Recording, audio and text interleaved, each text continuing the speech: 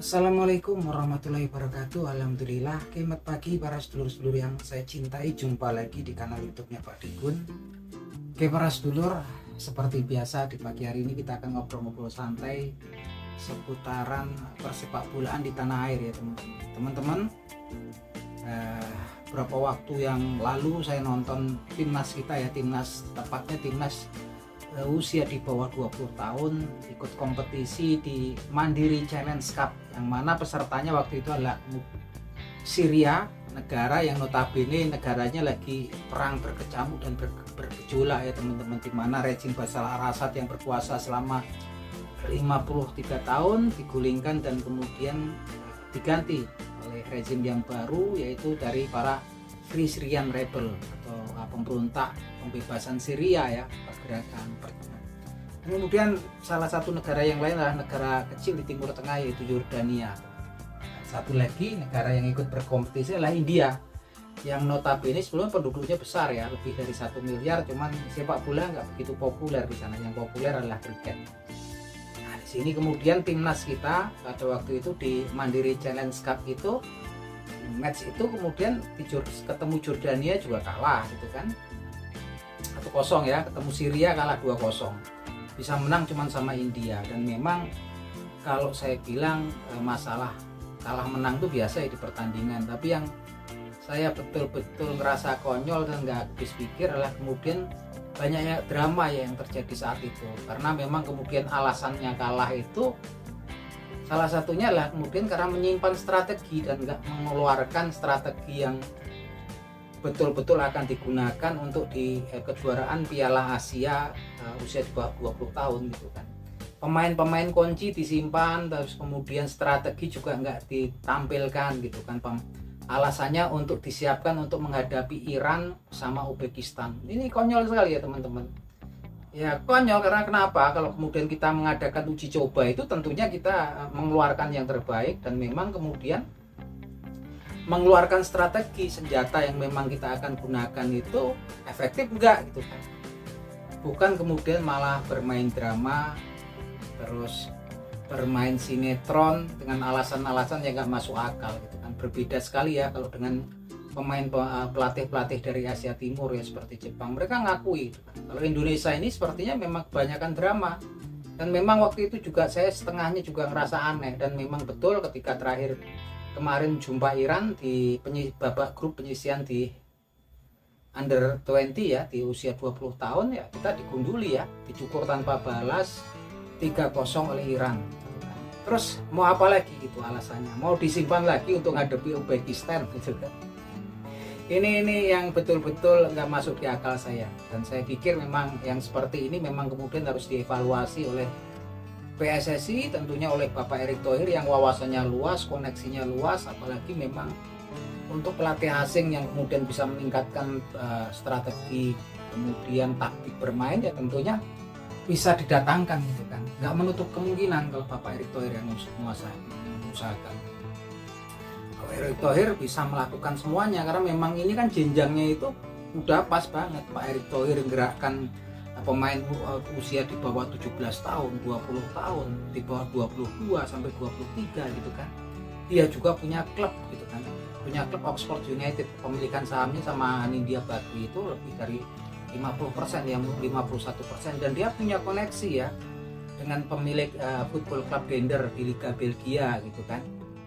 Punyanya Sahar Sitorus apa terus kemudian dengan pemilik klub Como di Liga Serie A Italia ya gitu kan. Terus kita bisa lihat kemudian Pak Erick ini banyak gitu kan. Kalau kemudian di timnas pelatih ataupun ya yang memang peraciknya kemudian banyak drama, mending diganti, dicarikan kemudian pelatih yang memang berpengalaman gitu kan. Seperti pemain-pemain Belanda kan nggak menutup kemungkinan kita sekarang punya Patrick Kluivert, ada Danny Lanzet, kemudian Alex Pastoor.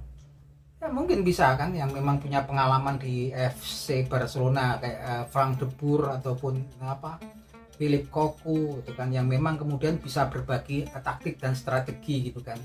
Oh ya, mereka yang punya pengalaman lah, seperti kayak klub-klub besar kayak Barcelona, Real Madrid. Pak Erick pastinya bisa mendatangkan mereka gitu kan. sudah tanggung, sudah kepalang basah gitu kan. Bukan kemudian kalau yang dari sini ini yang saya kesal itu ya permainan drama sama sinetronnya itu gitu kan. Nggak secara kesatria mengakui kekalahan, nggak secara kesatria mengakui kesalahan gitu kan. Kita bisa lihat memang kemudian ketika jumpa Iran kemarin kan memang kemudian juga passingnya buruk gitu kan. Selain passing buruk juga jarak antar pemain itu jauh, fisiknya juga ketara keteteran nih jumpa Iran gitu kan. Saya pikir sudah cukup ya, cukup waktunya untuk diberi kesempatan. Pastinya memang kemudian selain naturalisasi, pemain-pemain diaspora juga mendatangkan pemain pelatih-pelatih yang memiliki pengalaman laga internasional seperti Patrick Kluivert ya gitu kan, yang pernah main di klub-klub besar gitu kan, dan pastinya sekarang koneksinya tambah kuat lagi gitu kan, bisa menjadi daya tarik gitu kan. Yang jelas memang saya pikir memang udah tanggung gitu kan untuk yang kemudian pemain-pemain muda ini yang justru kemudian memang butuh sentuhan pelatih-pelatih yang di masa pembibitan yang bisa berbagi pengalaman. Tentunya selain pelatih yang memiliki histori ataupun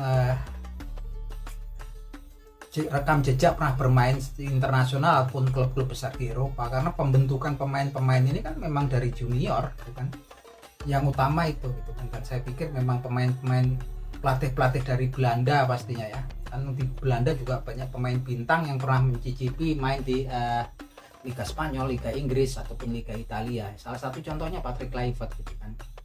Nah itu aja obrolan kita teman-teman, tetap kita berharap yang terbaik untuk timnas kita. Dan memang ya sekarang juga senang ya teman-teman, karena kemudian kalau kita lihat oleh Tendar Romeni, kemudian si Marcelino Ferdinand udah mulai dimainkan secara reguler di Oxford United ya, sekalipun di Liga Championship gitu kan. Kemudian terakhir Justin Wagner juga mulai berlatih.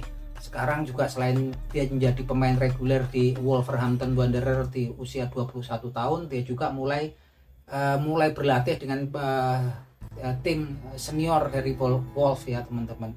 Terus kalau kita lihat kemudian Sandy Walsh ini mengembirakan ya, setelah kontraknya habis dan Kevin Mechelen di Liga Belgia, dia sekarang bergabung dengan Yokohama Marinos. Tentunya bermain di Liga Jepang yang tensi permainannya tinggi, kecepatannya tinggi gitu kan.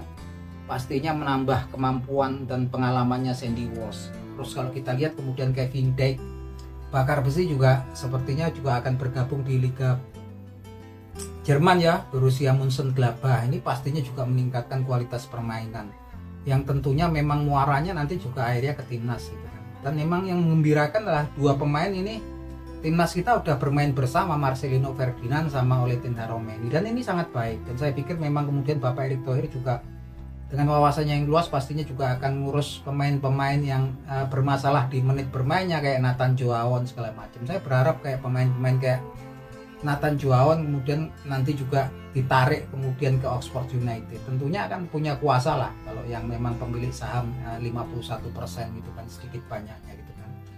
Nah itu aja obrolan kita teman-teman. Kita semua berharap pastinya nanti salah satunya adalah harapan kita yang terbesar adalah datangnya Jairo Joaquin Ridwell untuk kemudian dinaturalisasi ya jadi pemain timnas. Kita sangat butuh pemain belakang udah komplit, ini tinggal pemain tengah. Itu teman-teman harapan kita. Akhir kata salam sepak bola.